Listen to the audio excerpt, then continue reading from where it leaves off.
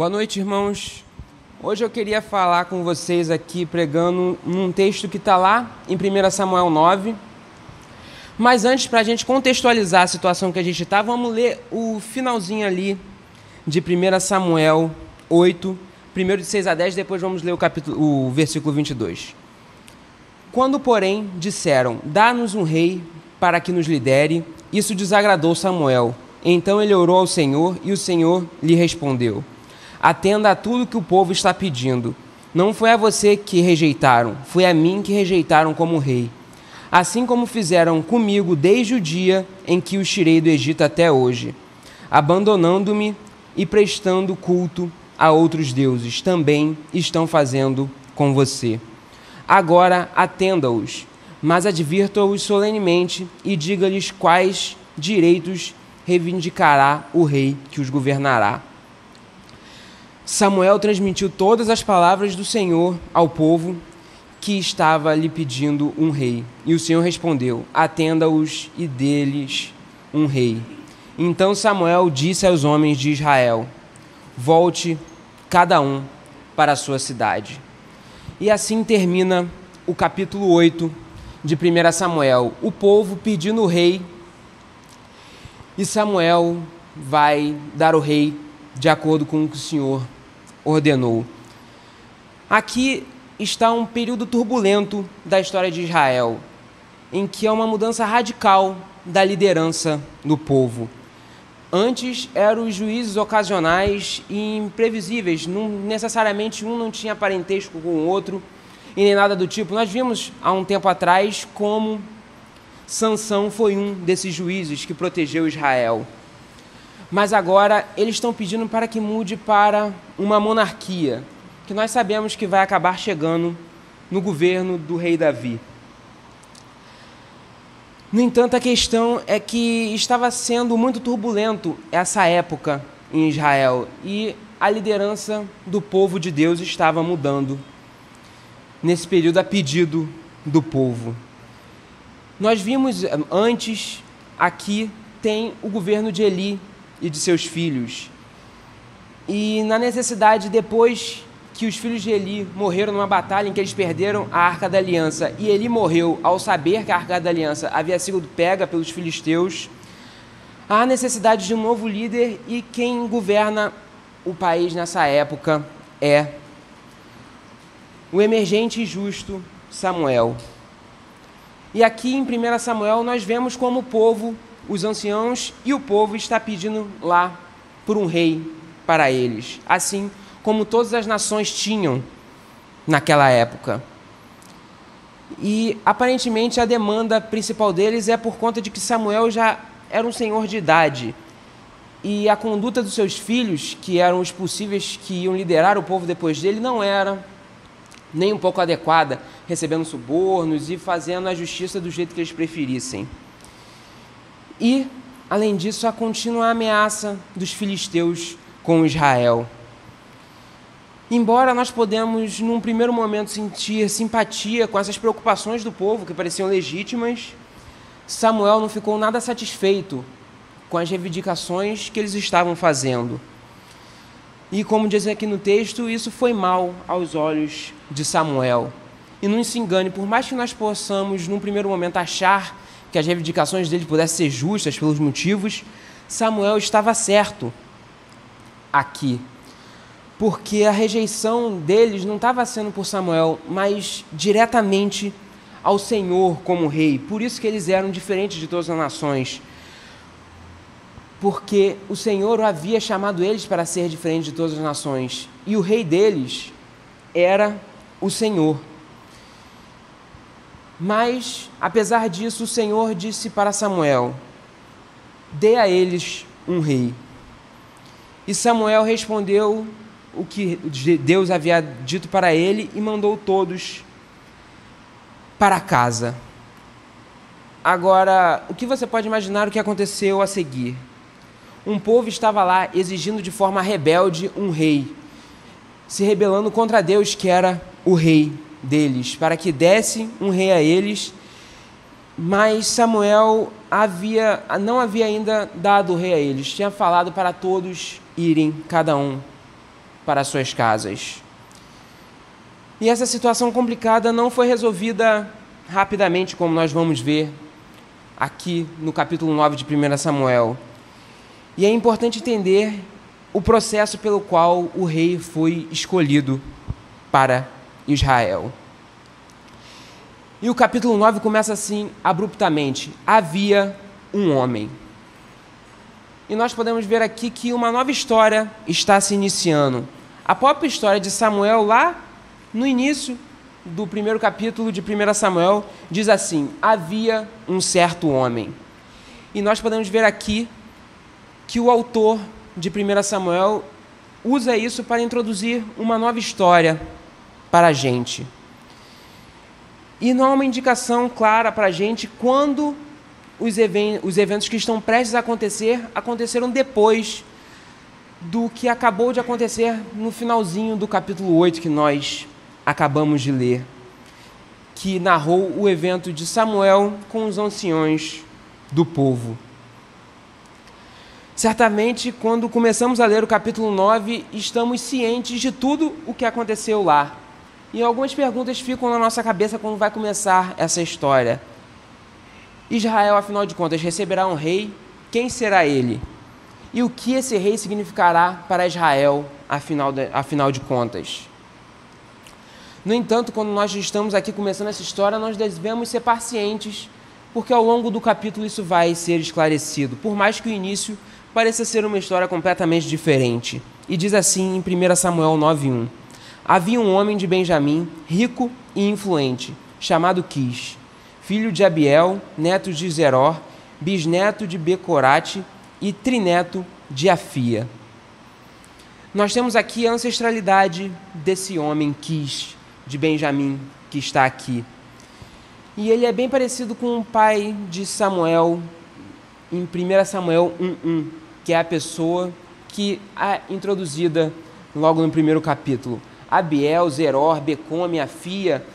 Dificilmente foi mencionada essa ancestralidade em outra parte da Bíblia, apenas no capítulo 14 de 1 Samuel e depois nunca mais. Quis aparentemente era um homem rico da região de Benjamim, apesar dos seus antecedentes familiares não serem grandemente relevantes ou significativos. E aqui está a primeira coisa que diz que ele era da terra de Benjamim. E isso não era nem um pouco uma garantia de fama, nem nada disso, porque Benjamim era uma das menores tribos de Israel. Pouco tempo antes disso aqui, no livro de Juízes, nós vimos no finalzinho de Juízes que a tribo de Benjamim é quase exterminada de Israel. E eles têm que ter um plano todo para que aquela tribo não suma, depois deles quase exterminarem aquela tribo. E devemos lembrar ainda que existe outro homem ainda em 1 Samuel que desempenhou um papel aqui, que também era da tribo de Benjamim. E diz assim em 1 Samuel 4:12: um homem de Benjamim trouxe a notícia terrível da derrota de Israel e da captura da arca pelos filisteus. E aqui, no capítulo 9, há uma introdução de um novo homem de Benjamim. E nós sabemos que a ameaça dos filisteus ainda era muito viva para Israel. E eles precisavam, por isso, todo o povo estava pedindo um rei para eles. Mas afinal, o que acontecerá com este homem de Benjamim? É interessante que nós vamos ver que logo depois, esse homem Quis não é o homem principal dessa nossa narrativa. E diz assim no segundo versículo: ele tinha um filho chamado Saul, jovem, de boa aparência, sem igual entre os israelitas. Os mais altos batiam nos seus ombros. E com essas palavras, nós vemos aqui o homem realmente da nossa história. Ele ocupará grande parte das páginas de 1 Samuel, com 1 Samuel terminando com a morte desse homem. E as primeiras impressões nem sempre são muito confiáveis, como nós sabemos, mas o narrador é muito cuidadoso ao nos mostrar que a primeira impressão, quando você via esse homem, era uma percepção inicial muito boa. Primeiro, nós podemos dizer que o seu nome é impressionante. porque a palavra Saul, no hebraico, quer dizer a mesma coisa do que o verbo pedir ou solicitar.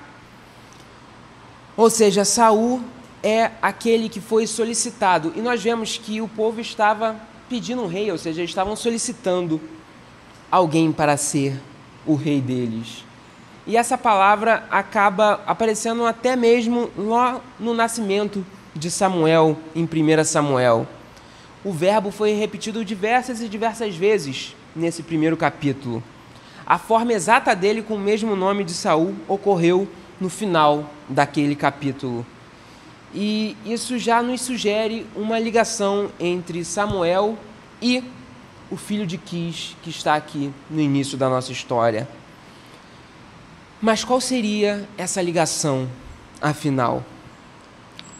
O nome do Saul, como eu disse, nos lembra primeiramente o pedido do povo a Samuel, que eles queriam um rei. Ele era o solicitado do povo.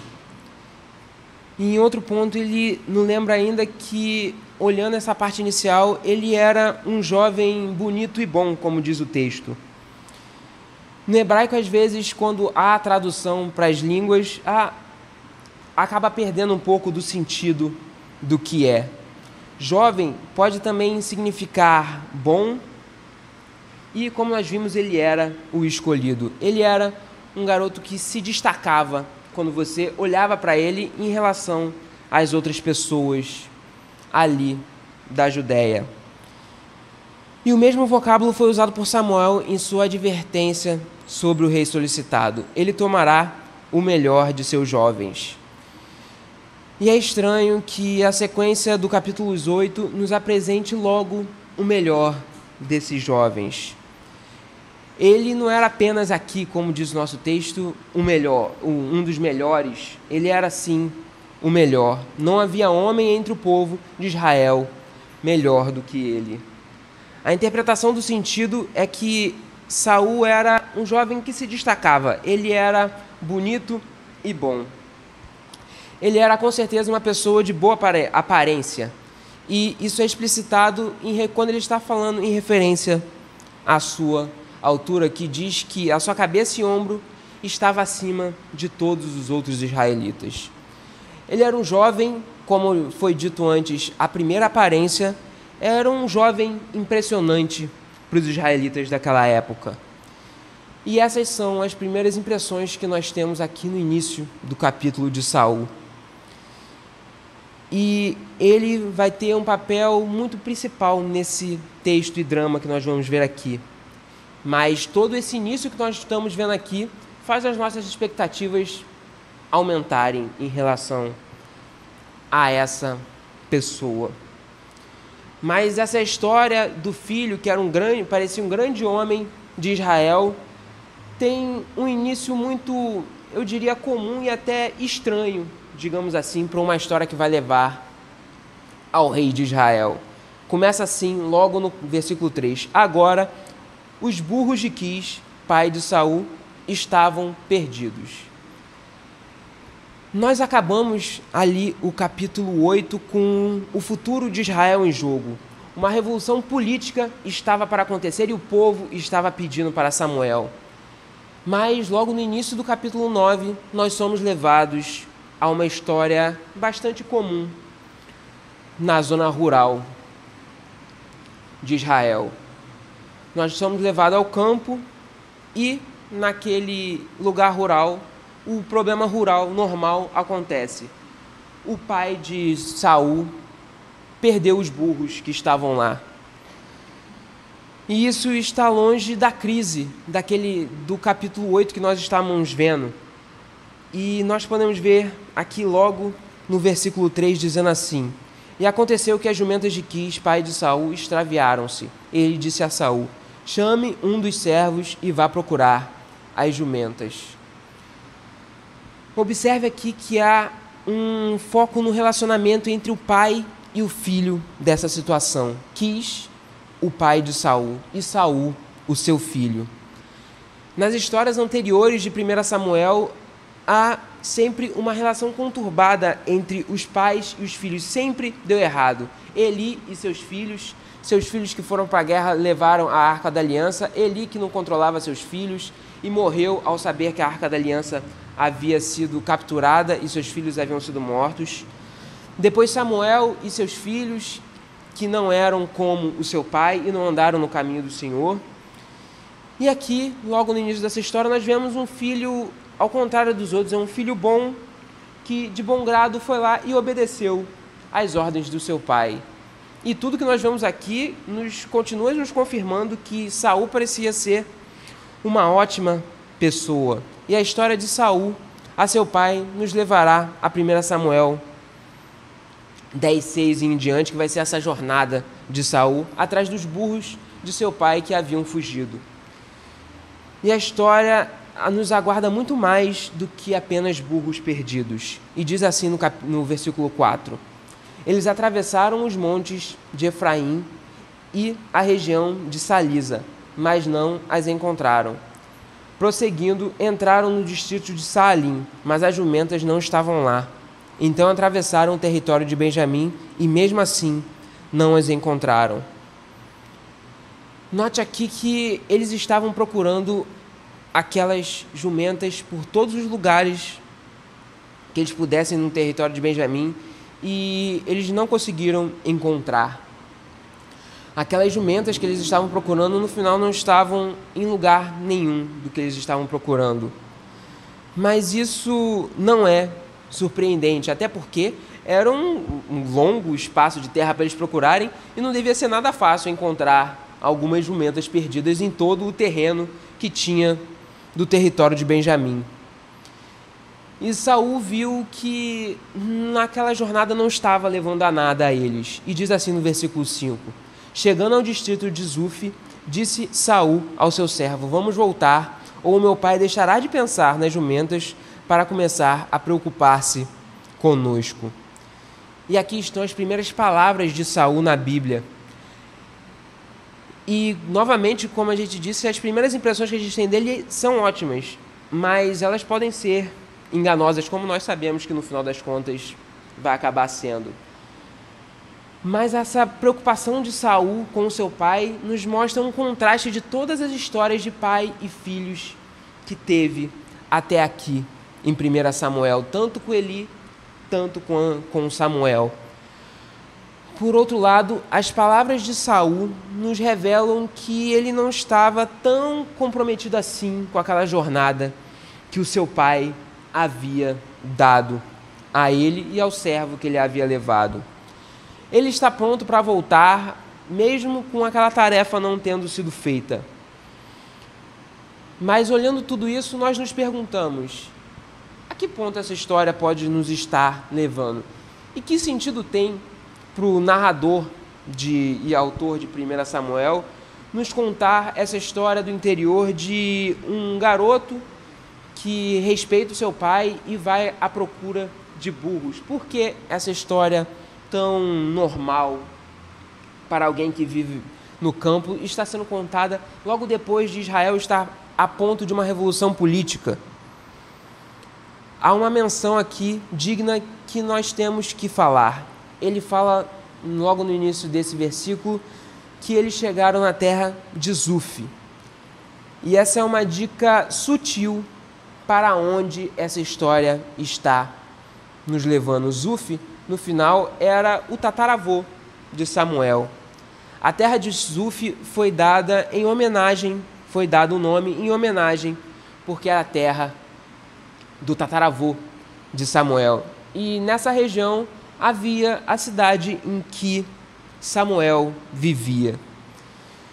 Ou seja, Saul havia acabado de chegar no território de Samuel, que era o juiz de Israel naquela época. Então nós começamos a ver a ligação que vai haver entre o profeta e juiz de Israel e esse menino do campo.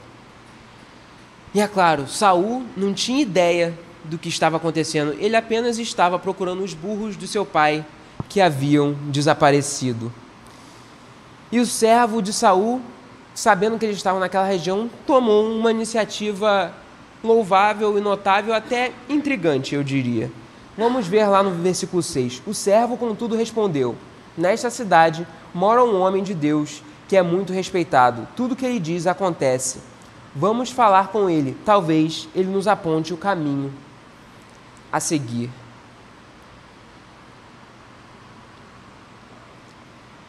De repente, toda essa história que nós vemos sobre burros perdidos começa a tomar uma forma que era uma história até, eu diria, normal para uma pessoa do campo, começa a tomar um rumo estranho. Como aquele servo de Saul sabia que o homem de Deus morava ali na terra de Zuf? Nós até podemos ter nossas suspeitas sobre quem será esse homem de Deus. E claro, se esse nome de Deus acabar sendo o que nós suspeitamos, porque o texto ainda não contou para a gente, e ser Samuel, como simplesmente Saul e aquele servo dele não poderiam saber quem era Samuel? Quem era aquele grande profeta? Que era, como nós sabemos, o juiz que reinava sobre Israel. Ou seja, ele era o líder máximo no momento da nação. Como que aqueles dois rapazes não conheciam? Eles claramente não sabem o seu nome, porque é dito que ele era tido em honra. E tudo o que eles fala acaba por se cumprir. No entanto, esse talvez não seja o ponto principal. Saul estava lá só procurando os burros perdidos do seu pai e estava pronto a voltar para a sua terra. E ele não tinha ideia do que aquela jornada que ele estava fazendo iria levar ele. E sua falta de conhecimento sobre Samuel e a ignorância geral do que pode estar acontecendo só nos mostra mais ainda isso. E é uma coisa muito estranha sobre as palavras do seu servo. E é o que ele esperava, no final de contas, aprender com aquele homem. Porque na tradução literal do texto, a verdade que está dizendo é assim: talvez ele possa nos dizer o caminho que percorremos. Ou seja, ele estava falando mais para chegar ao vidente, ou seja, o profeta, como era dito naquela época, o que todo aquele caminho que eles fizeram significava. E Saul continuava hesitante, como diz no versículo 7. Saul disse a seu servo: se formos, o que poderemos dar? A comida de nossos sacos da viagem acabou. Não temos nenhum presente para levar ao homem de Deus. O que temos a oferecer? Em certo nível, nós vemos aqui que o filho de Quis fica louco para poder logo voltar para casa. E ele quer logo voltar para casa e acabar logo aquela jornada, porque aquilo não estava levando a nada. E ele estava muito disposto a voltar durante todo esse tempo. No entanto, o servo de Saul era diferente dele, e ele tinha outra surpresa ainda, como diz no versículo seguinte. O servo tornou a responder a Saul: tenho 3 gramas de prata, darei isto a um homem de Deus, para que ele nos aponte ao caminho. Agora, essa história que era tão comum, está passando a não ser nada comum. E o narrador nos interrompe para nos dizer algo no versículo seguinte. Antigamente em Israel, quando alguém ia consultar a Deus, dizia: vamos ao vidente, pois os profetas de hoje era chamado de vidente. Agora, quem era esse homem que nós estamos vendo aqui, que o narrador faz questão de falar que hoje nós chamaríamos ele de profeta? Quem poderia ser, afinal? O que o narrador está dizendo é que quando as pessoas estavam dizendo assim: venha, vamos ver o vidente. E eles foram então consultar a Deus. E a jornada em busca de jumentos perdidos, agora estava eles indo lá, procurando uma palavra de Deus. E o hesitante Saul, durante todo esse tempo, finalmente é persuadido e diz assim, e Saul concordou: muito bem, vamos. Assim foram em direção à cidade onde estava o homem de Deus. Ao lado de todas as impressões favoráveis que nós vimos aqui, na nossa primeira impressão sobre Saul, nós também estamos vendo e formando qual é o caráter desse jovem. E nós vemos que ele não era um líder habitual, porque ele não estava aqui no controle da situação. Nós vemos muito mais o seu servo tomar a decisão do que eles iam fazer do que ele próprio. Mas eles então vão à cidade. E a cidade provavelmente que eles chegam é Ramá, a cidade em que Samuel ficava. E os eventos a partir desse ponto aqui começam a correr com bastante rapidez. Quando essa dupla estava chegando à cidade, uma cena muito familiar na Bíblia acaba acontecendo. E diz assim: ao subirem a colina para chegar à cidade, encontraram algumas jovens que estavam saindo para buscar a água e perguntaram a elas: o vidente está na cidade? Nós sabemos que cenas parecidas com essas, de as pessoas chegando na cidade, próximo ao poço, e perguntar uma opinião para as moças que estavam pegando água, é bastante comum. E aconteceu em diversos momentos da história da Bíblia. Nós vemos isso com Isaac, com Jacó, com Moisés e em alguns outros lugares da Bíblia. E assim como foi para todas essas pessoas, essa daqui também vai ser bastante significante para a história de Saul. E a resposta das jovens para aquela pergunta deles revela que o momento que Saul e seus servos chegou na cidade foi simplesmente um momento extraordinário. E diz assim no versículo 12: eles responderam: sim, ele está ali adiante. Apressem-se, ele chegou hoje à nossa cidade, porque o povo vai oferecer um sacrifício no altar que há no monte. E aqui nós vemos uma coincidência notável. Uma história que começou lá com os jumentos perdidos do pai de Saul, está a primeira vez entrando em contato com aquela história que nós lemos no fim do capítulo 8 de 1 Samuel. Nós vemos como aquele capítulo terminou com Samuel enviando os homens para as suas casas para que então ele pudesse achar e falar do rei que eles tanto pediam. Nós não sabemos quanto tempo passou do final do capítulo 8 para esse capítulo 9, mas pode até ser que a história tenha ocorrido quase concomitantemente, quase uma atrás da outra. Pode ser que eles tenham chegado exatamente no momento em que Samuel estava chegando dessa história. E se estivermos certos de presumir que essa cidade é Ramá, todos os circuitos ao redor de Israel estavam sendo ligados para aquele ponto. Todas as decisões a serem tomadas naquele local. Então, se Samuel tivesse saído de Ramá depois daqueles eventos do capítulo 8 e fosse exatamente no mesmo momento que Saul foi buscar os jumentos do seu pai, nós vemos como Deus está controlando todos os momentos dessa história. E disse assim: o povo tem um sacrifício hoje, e pode ser melhor traduzido como: há um sacrifício pelo povo de Deus hoje, pelo pedido do povo de Deus. E da última vez que nós vemos o povo de Deus no capítulo 8, eles estavam pedindo o rei e se recusaram a ouvir as palavras de advertência do que eles estavam fazendo por Samuel. E Samuel estava vindo para essa cidade quando esses meninos do campo, procurando apenas burros, estavam chegando a ela. E eles chegaram exatamente no sacrifício pelo povo naquele dia. Ou seja, nós começamos a ver aqui uma conexão entre o que aconteceu no capítulo anterior e esse capítulo 9, que parecia tão diferente as histórias.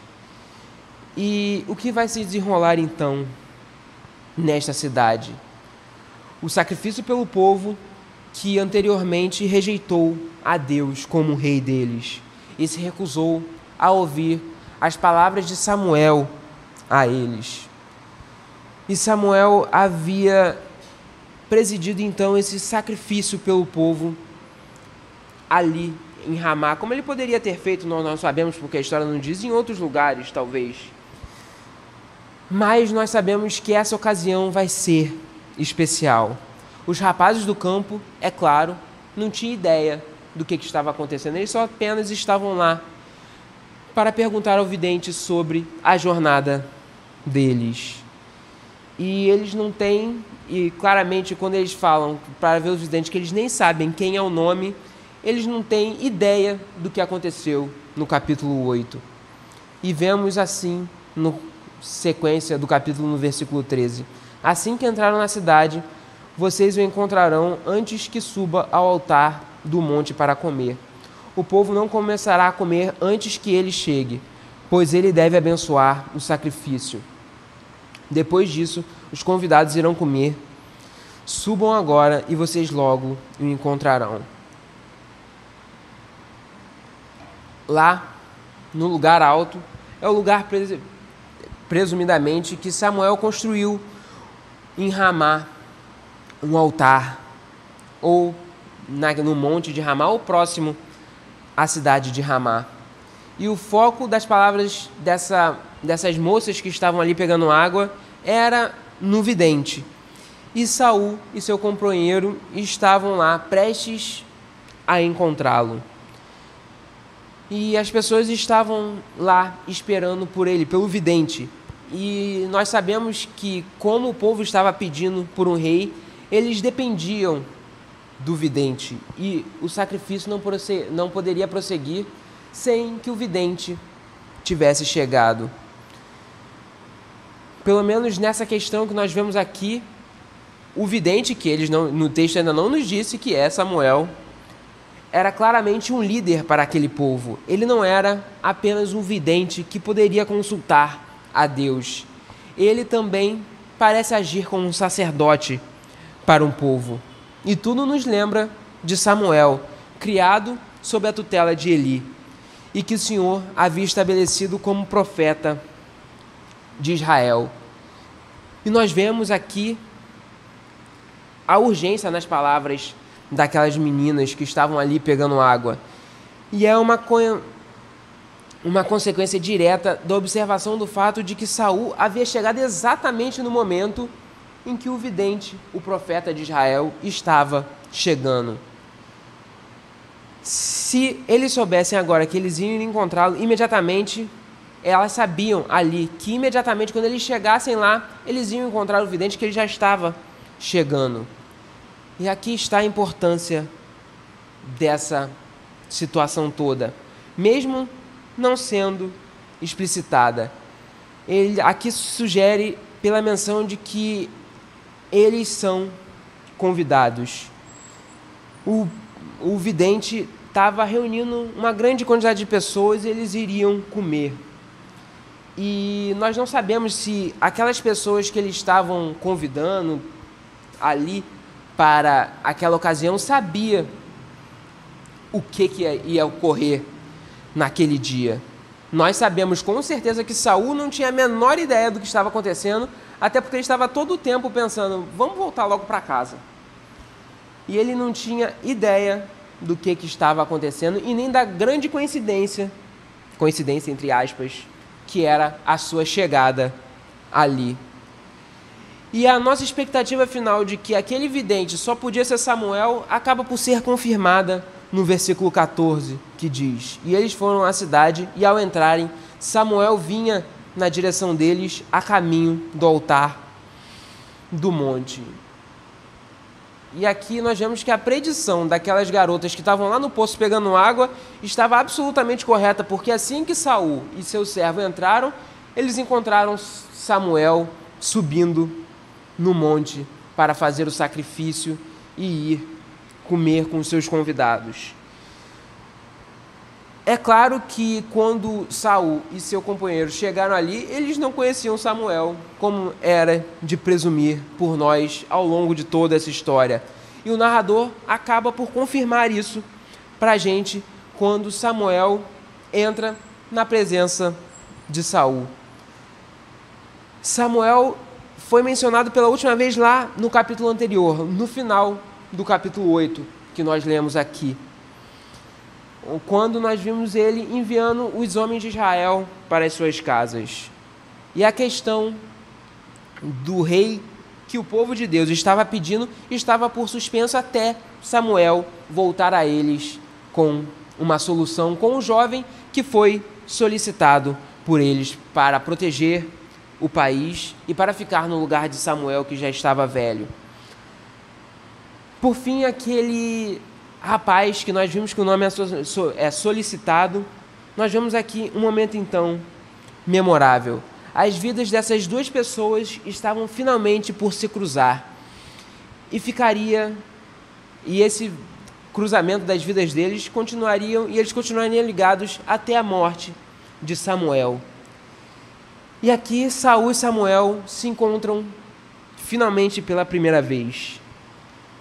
E o significado desse encontro só pode ser compreendido à luz daquela história que nós vimos anteriormente no capítulo 8. E o narrador agora revela o que era. E ele narra assim nos versículos 15 e 16, o que havia sido dito a Samuel no dia anterior. No dia anterior à chegada de Saul, o Senhor havia revelado isto a Samuel: amanhã, por volta desta hora, enviarei a você um homem da terra de Benjamim. Unja-o como líder sobre Israel. O meu povo, ele libertará o meu povo das mãos dos filisteus. Atentei para o meu povo, pois o seu clamor chegou a mim. Nós vemos aqui um breve flashback do dia anterior de tudo o que está para acontecer em Ramá. Mas isso muda tudo do que nós sabíamos dessa história. Nós vemos como Deus está no controle desde o início, ali, quando o pai de Saul perdeu os seus burros e mandou o seu filho para encontrá-lo.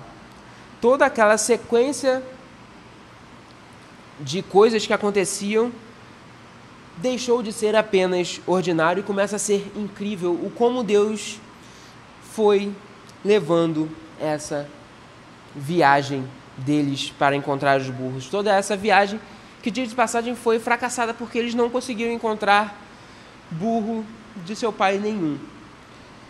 Mas essa viagem era muito mais do que apenas essa procura pelos burros de seu pai.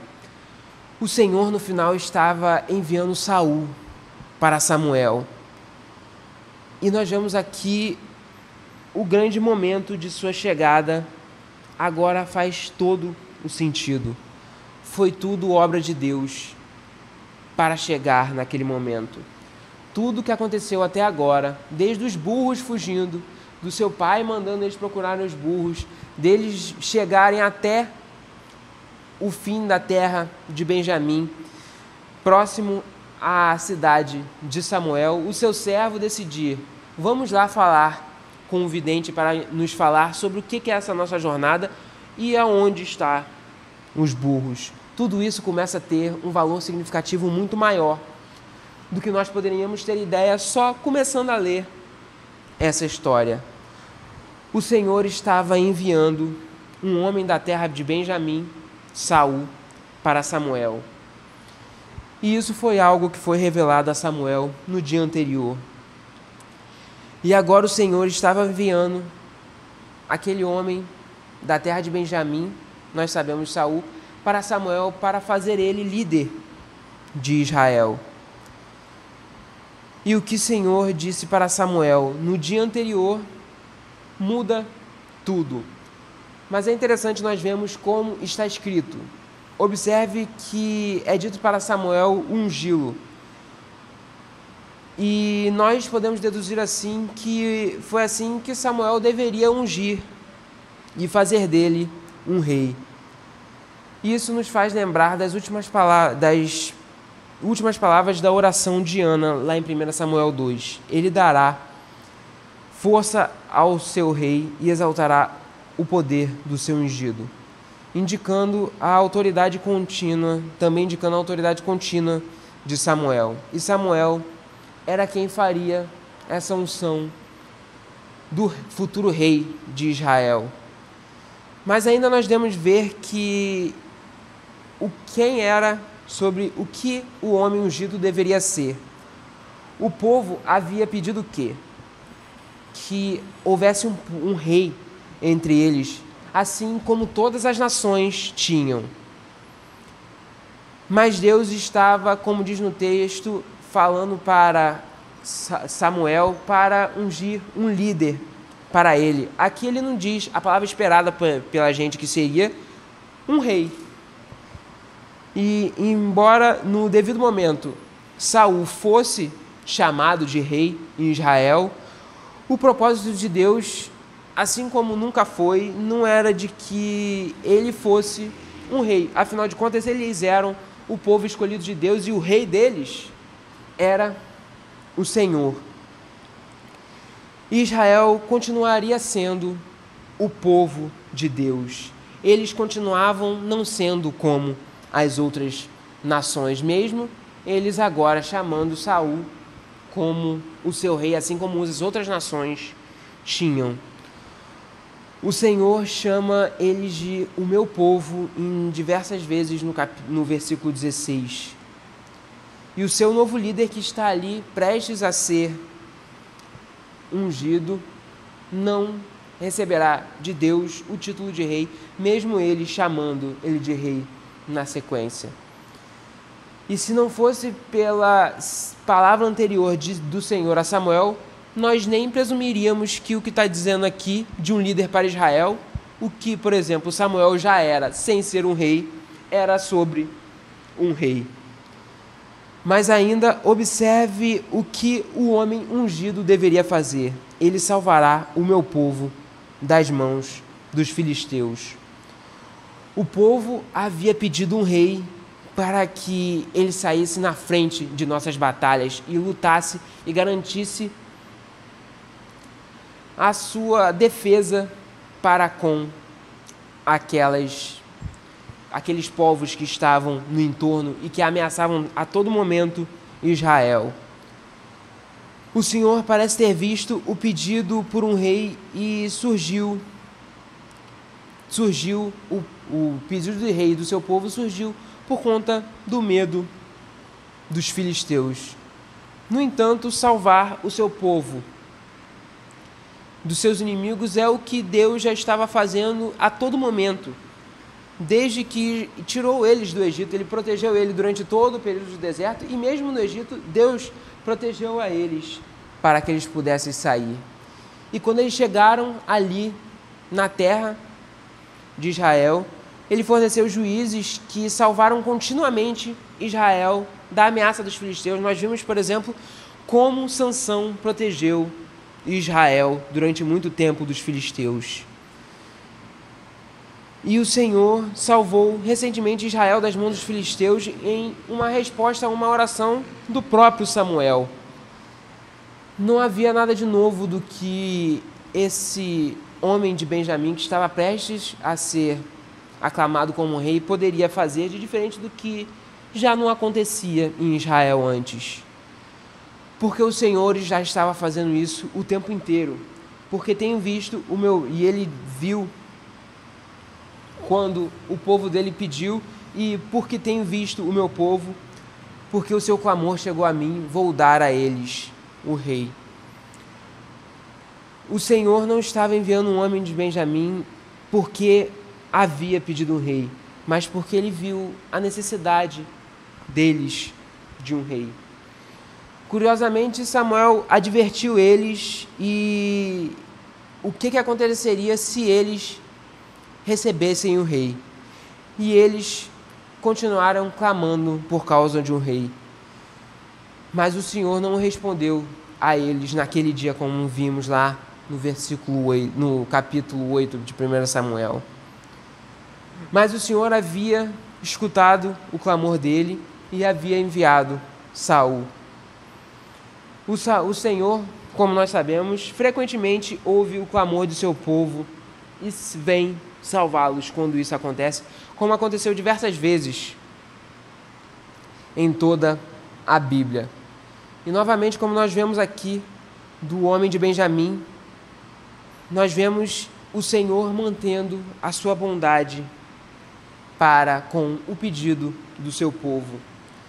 E o narrador volta ao dia seguinte, quando Saul chegou a Ramá. E é claro, como nós vimos, Saul não tinha ideia do que estava acontecendo e nem que Samuel tinha tido este contato com Deus no dia anterior. E diz no versículo 17: quando Samuel viu Saul, o Senhor lhe disse: este é o homem de quem falei, ele governará o meu povo. Aqui nós vimos que Saul viu Samuel no versículo 14. E Samuel viu Saul e o Senhor identificou aquele jovem da terra de Benjamim como o futuro rei de Israel, como um futuro líder de Israel. E o Senhor indicou Saul era quem iria governar Israel naquele período. E Saul foi enviado a Samuel como aquele que impediria o povo de Deus de suas determinações de se tornar como os outros povos. E com isso, como isso iria acontecer, ainda não foi revelado aqui no texto. E a completa inconsciência de Saul, que nós tínhamos ideia até o momento, foi mostrada clara nos versos 15 ao 17. Saul aproximou-se de Samuel na entrada da cidade e lhe perguntou: por favor, pode me dizer onde é a casa do vidente? Nós vemos aqui, por fim, que realmente Saul não tinha a menor ideia de quem era o vidente e profeta de Israel.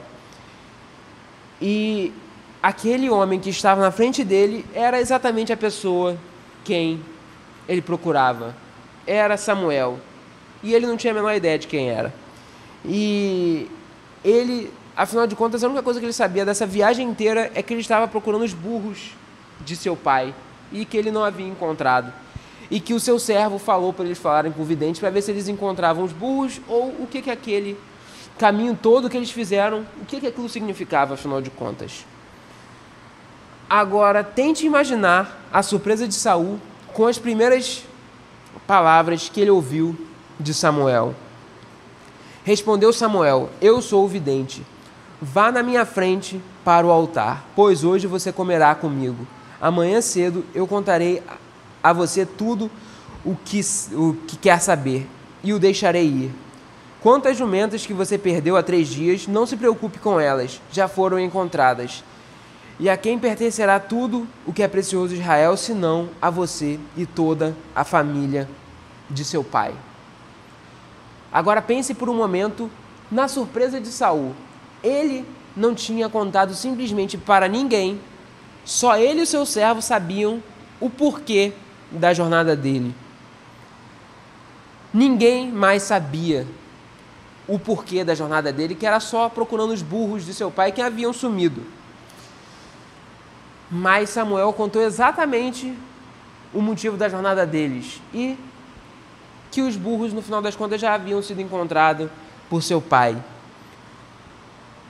Agora, por que Samuel logo diz isso? Porque ele sabia, obviamente que Deus revelou para ele, que aquilo é o que estava na mente de Saul o tempo inteiro naquela jornada. E é isso que estava o seu coração. E é nisso que ele estava pensando durante todo aquele momento.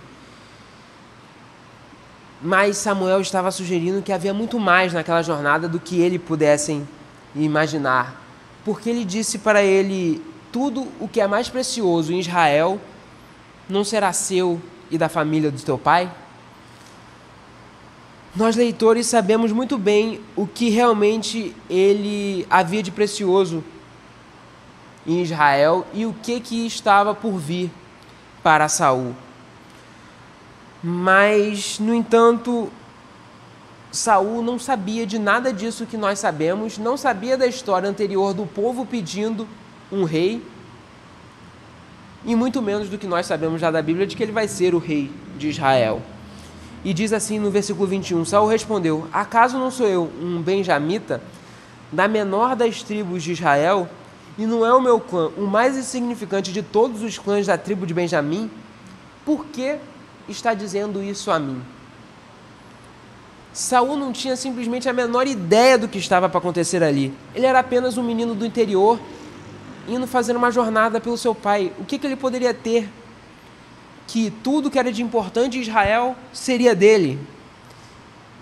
Nós vemos aqui que esse garoto do campo não tinha nenhuma pretensão de grandeza até esse momento da história. E as palavras enigmáticas para ele de Samuel, para a gente não, que a gente sabe como é que terminou o capítulo 8, não faziam o menor sentido. Então, o relutante Saul foi levado pelo decidido Samuel. Então Samuel levou Saul e seu servo para a sala e lhes deu o lugar de honra entre os convidados, cerca de 30 pessoas. Mais uma vez, poderia ser bom para nós podermos ver a cara e o rosto de Saul e a expressão que ele e o seu companheiro fizeram, vendo que naquela festa que estava acontecendo, que é haver o sacrifício e depois iriam comer, eles eram os convidados de honra de um já seleto grupo de convidados. Como eu disse, nós não sabemos se aqueles convidados que estavam lá sabiam o que estava prestes a acontecer. Com certeza eles sabiam da questão nacional, de tudo o que estava acontecendo, mas nós não sabemos se Samuel explicou para eles o que estava para acontecer. Talvez sim, como nós podemos ver no versículo 23 e 24. E disse ao cozinheiro, traga-me a porção de carne que entreguei a você e mandei reservar.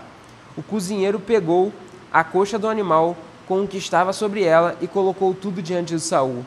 E disse Samuel, aqui está o que foi reservado para você. Coma, pois desde o momento em que eu disse, tenha convidados, essa parte foi separada para você e para esta ocasião. E Saul comeu com Samuel naquele dia.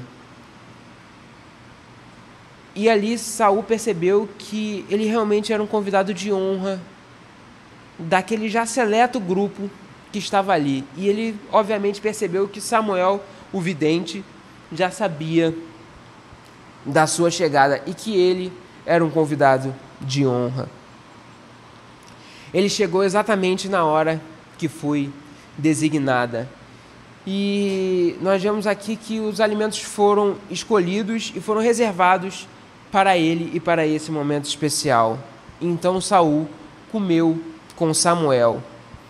E no final das contas, durante até esse finalmente perceber o que estava acontecendo, tudo que ele pensava era nos burros do pai e naquela viagem que ele teve que fazer e pensando em voltar para casa para continuar a sua vida lá no campo, nas terras de seu pai.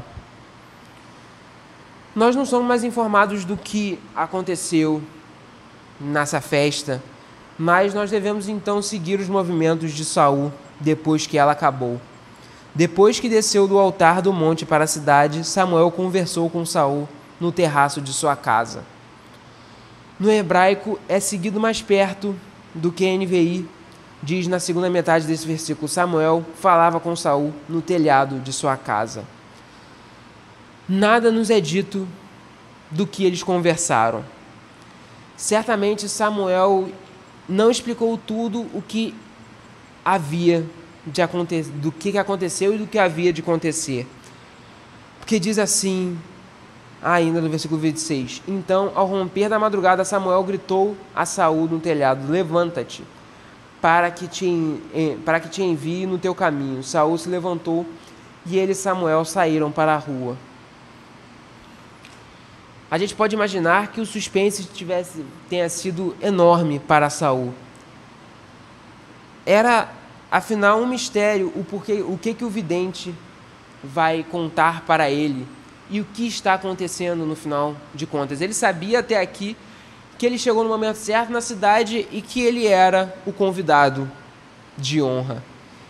Então, enquanto desciam para a periferia da cidade, Samuel disse a Saul. Enquanto desciam para a saída da cidade, Samuel disse a Saul: diga ao servo que vá à frente. O servo foi e Samuel prosseguiu: fique você aqui um instante para que eu te dê a você uma mensagem da parte de Deus. E nós vemos aqui o que toda essa história final está levando. Deus está no controle desde o início dessa história, levando Saul para o exato lugar e momento que ele queria. Mas não podemos deixar de perguntar se alguém interrompeu nesse ponto estranho da história que nós estamos lendo para ver. A vida comum de Saul foram 3 dias que ele estava apenas procurando o que seu pai havia lhe pedido, os jumentos, os burros de seu pai. E todo aquele caminho havia o levado para ele escutar a palavra da parte de Deus. Nós sabemos que desse momento em diante, a vida de Saul nunca mais será a mesma, nunca mais será normal, como era antes dele sendo um menino do campo. A palavra de Deus, que Deus guiou Saul todo esse caminho para ele escutar essa palavra, mudará tudo em sua vida. E assim nos faz refletir sobre a palavra de Deus, obviamente não só sobre a vida e história de Saul, mas também para toda a nossa história, como Deus nos guiou todo o caminho da nossa vida até nós chegarmos aqui. Nós sabemos muito bem que a Bíblia nos ensina o que Deus fala. E o propósito da palavra de Deus é expressar o propósito de Deus. E também que Deus governa todas as coisas por sua palavra. Nós sabemos disso desde o início da Bíblia, em que a criação foi trazida à existência apenas com a palavra de Deus. E nós sabemos que todos os caminhos da Bíblia, se nós achamos coincidência, todo esse caminho só para Saul encontrar Samuel e ser feito rei, nós sabemos que todos os caminhos da Bíblia é levado até o momento de Jesus morrer na cruz. Nós vemos que tudo é levado até a palavra de Deus ser feita carne. E a notícia sobre Jesus, nós sabemos, o Evangelho, agora é a palavra de Deus para o mundo. Nós vemos o significado dos eventos que nós vimos aqui em 1 Samuel 9, quando nós vemos tudo culminar na palavra de Deus para aquele homem. E nós sabemos como a palavra de Deus controlou todos os eventos que nós estamos vendo aqui. Saul não sabia disso, mas Deus disse a Samuel: obedeça a minha voz e faça dele rei. E ele disse: amanhã eu te enviarei um homem da terra de Benjamim. E tudo que aconteceu nessa história foi de acordo com o que Deus havia designado. No devido tempo, Saul se tornará rei de Israel pela palavra de Deus, e ele vai ouvir e obedecer a palavra de Deus e se tornará rei em Israel. Samuel estava prestes a contar a Saul, e Saul vai passar a conhecer a palavra de Deus para ele, e assim, a partir dessa palavra de Deus, a partir de Samuel, irá mudar completamente a história em muitos e muitos anos. Afinal, nós sabemos que no final, lá, quando Saul morrer, o rei Davi se erguerá ao trono, e assim a linhagem até chegar a Jesus vai começar. Mas Saul certamente deveria finalmente afastar da sua cabeça e do seu coração aquela história dos burros de seu pai. A palavra que ele estava prestes a ouvir de Samuel mudaria completamente a sua história, mudaria tudo a partir daquilo na sua vida. Há um contraste absurdo entre o início e o fim desse capítulo. Começamos com burros perdidos, a palavra de Deus que muda tudo. Isso tudo muda-se grandemente e significativamente a vida de qualquer pessoa. E a partir daqui, nós sabemos que, como todos os lugares da Bíblia, vai levar ao Rei Jesus morrendo na cruz, onde ele pagou os nossos pecados. E o Deus cuja palavra estava prestes ali a ser dada, a de conhecer sobre Saul, é soberano sobre todos os detalhes, os menores que sejam, do que estava acontecendo ali, como acontece em todas as nossas vidas. Mínimos detalhes fizeram com que cada um de nós aqui estivesse pronto para, no momento certo, escutar a palavra de Deus e ficar aqui, nesse local, para aprender mais e mais da palavra de Deus e louvar a Ele a cada dia. Deus estava dirigindo todas as coisas nessa história e Ele está dirigindo a cada momento para nós. Por fim, para que a palavra de Deus fosse trazida para Saul, assim como ela foi trazida no momento certo para a nossa vida. Deus tinha um plano para Saul e para Israel. E isso, no final das contas, é só em uma pequena escala de todo o plano de Deus para a criação, até chegar em Jesus, lá na cruz, onde Ele ia morrer por nossos pecados, onde nossos pecados finalmente seriam pagos. E Ele, Jesus, governará todas as coisas no final das contas. O governo de Deus sobre todos os detalhes mundanos que nós vemos aqui para trazer Saul como líder do Israel nos aponta para o governo de Deus sobre todas as coisas que é feito a partir do seu Filho. E isso acontece conosco para alcançar o propósito de Deus e nos levar até a palavra de Jesus Cristo, a notícia sobre Jesus, o Evangelho, que chegasse a nós no momento certo das nossas vidas.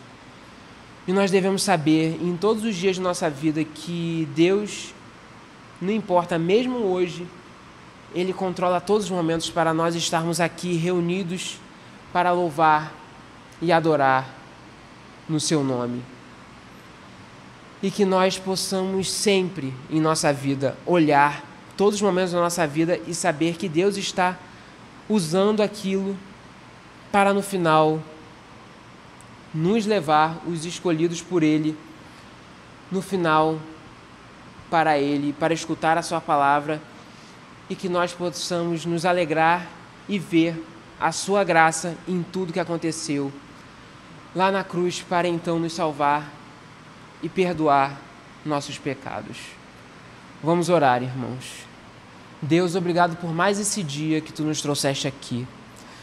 Nós sabemos, assim como no primeiro dia que nós escutamos a Sua palavra, que todos os detalhes que Tu fez na nossa vida para que nós pudéssemos estar aqui nessa noite, mais uma vez, para escutar a Sua palavra.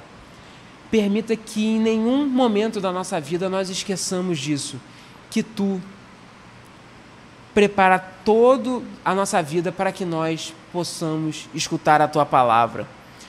Que nós, durante toda a nossa vida, assim como no momento certo nós escutamos a Sua palavra, possamos estar preparados no mundo para pregar a Sua palavra como Tu nos ordenaste, meu Deus. Que nós possamos ver como tudo o que o Senhor faz é para nos levar à Tua cruz e nos lembrar todos os dias daquilo que aconteceu lá na cruz, da Sua graça para conosco e dos nossos pecados sendo perdoados, com o Seu Filho sendo morto e depois ressuscitando depois de 3 dias lá na cruz. Que em todos os momentos da nossa vida nós nunca esqueçamos essa Sua palavra. Nós agradecemos por mais esse dia que nós estamos aqui para louvar a Ti. E que toda essa mensagem, Deus, não saia da nossa mente. Nós agradecemos por tudo, meu Deus. Nós agradecemos por Tu perdoar os nossos pecados, que nós sabemos que são imensos. E agradecemos pela Sua tamanha misericórdia para conosco. Obrigado mais uma vez por tudo, meu Deus, em nome de Jesus. Amém.